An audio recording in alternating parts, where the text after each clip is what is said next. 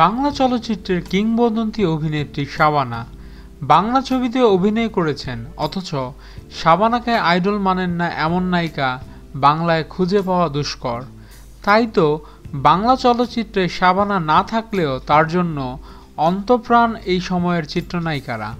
দেড় যুগের বেশি সময় আগে বাংলা চলচ্চিত্রকে বিদায় জানিয়ে যুক্তরাষ্ট্রে বাস করতে থাকেন বাংলা কোটি মানুষের হৃদয়ের অভিনেত্রী শাবানা।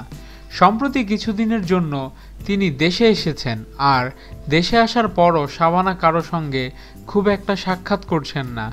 কিন্তু সম্প্রতি সেই কিংবদন্তি নায়িকার বাসায় গিয়ে হাজির হয় এ সময়ের অভিনেত্রী নিপুণ আক্তার, আর সঙ্গে নিয়ে গিয়েছিলেন নিজের একমাত্র মেয়ে তানিশা হোসেনকে।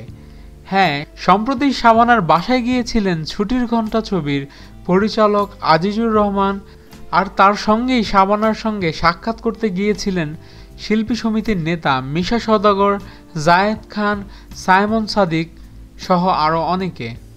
আর তাদের সাথেই একমাত্র মেয়েকে শাবানার সাথে সাক্ষাৎ করিয়ে দিতে সঙ্গে করে নিয়ে যান নিপুণ।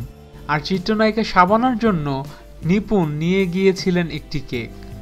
আমাদের ভিডিও ভালো লেগে থাকলে অবশ্যই চ্যানেল সাবস্ক্রাইব করতে ভুলবেন না, এবং আপনাদের যে কোনো মতামত আমাদের কমেন্টস করে জানান। ধন্যবাদ।